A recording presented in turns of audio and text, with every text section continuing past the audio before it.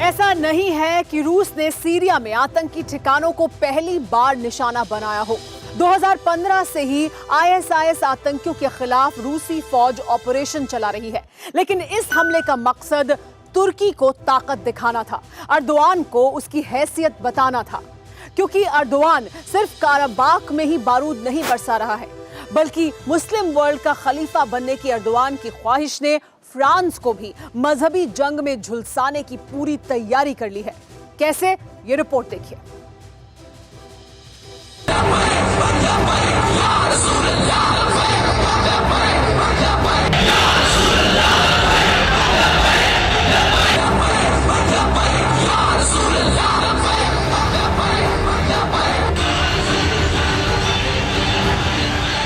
नारों का शोर, मुखालफत के जोर की ये तस्वीरें तस्दीक कर रही हैं कि फ्रांस से उठी चिंगारी ने दुनिया के बड़े हिस्से को अपनी चपेट में ले लिया है।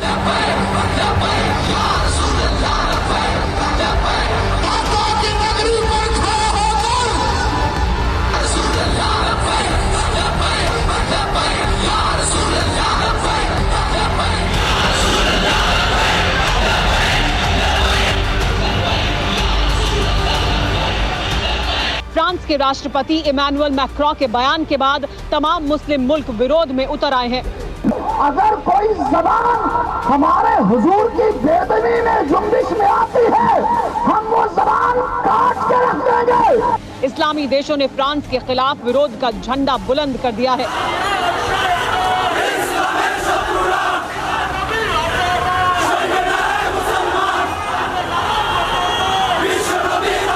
मैं कुत्ता पाक रसूलुल्लाह दा भौंके शोर मचावे, क्यों जी? नामूस रिसालत गुलशन अंदर कोई सूर न फैला पावे। 16 अक्टूबर को पेरिस में टीचर की हत्या की गई थी। टीचर का नाम सैमुअल पैटी था। चेचनिया मूल के कट्टरपंथी ने 47 साल के सैमुअल का सिर कलम कर दिया था, जिसके बाद से ही फ्रांस में कट्टरपंथियों के खिलाफ लोगों का गुस्सा भड़कने लगा था। फ्रांस की सरकार ने भी ताबड़तोड़ एक्शन लेने शुरू किए।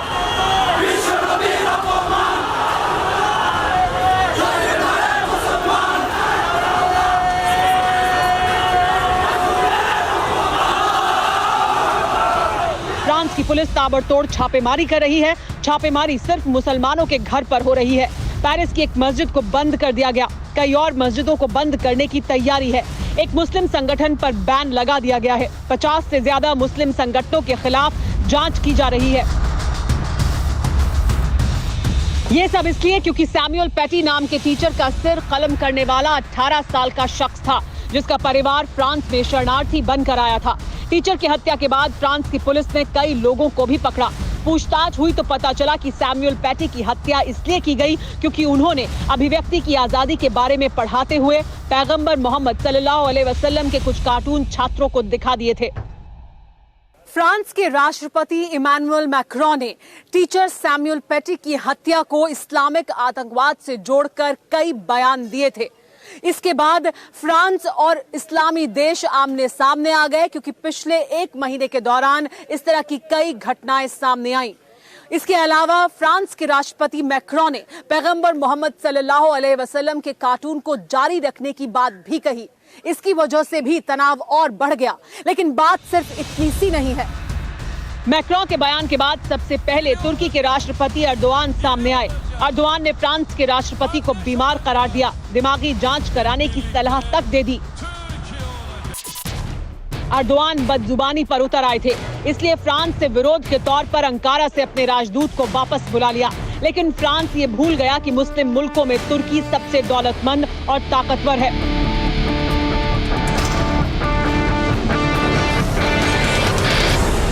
अर्दोआन की बात मुस्लिम देशों पर सीधा असर करती है। तुर्की का तानाशाह भी ये जानता था, इसीलिए अर्दोआन ने अगला दांव चला। मुसलमानों को फ्रांस से सामान का बहिष्कार करने का फरमान सुना दिया।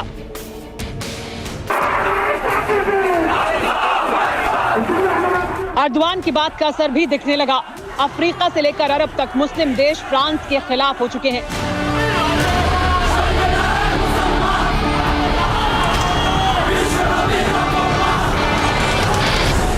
ये तस्वीरें बांग्लादेश की हैं। ढाका में फ्रांस के खिलाफ बड़ा मोर्चा निकाला गया।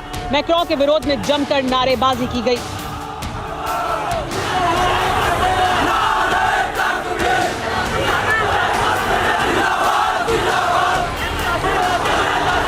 पाकिस्तान में भी फ्रांस के खिलाफ प्रदर्शन हुआ। आप सब लोगों को, रावलपिंडी के गयूर उलमा को, आप आवाम को, कि आप लोगों ने बारिश का नहीं देखा। कुवैत ने फ्रांस को नीचा दिखाने के लिए रेस्टोरेंट के फर्श पर मैक्रों की फोटो चिपका दी। लोगों को फोटो के ऊपर से चलकर जाने को कहा गया। जहां प्रदर्शन नहीं हो रहे हैं वहां मेड इन फ्रांस मार्का सामान का बॉयकॉट किया जा रहा है। दुनिया में करीब 1.25 अरब मुस्लिम आबादी है। 52 मुस्लिम देश हैं। करीब सभी ने फ्रांसीसी प्रोडक्ट्स के बॉयकॉट का ऐलान किया है। बड़ा सवाल यह है कि इससे फ्रांस को कितना नुकसान हो सकता है।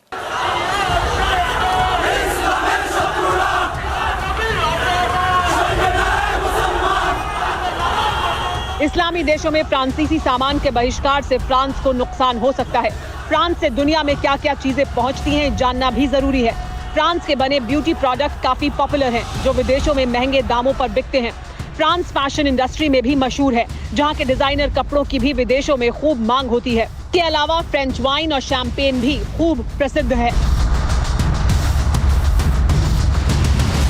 फिक्र आपकी, सोमवार से शुक्रवार रात 9 बजे सिर्फ TV9 भारतवर्ष पर।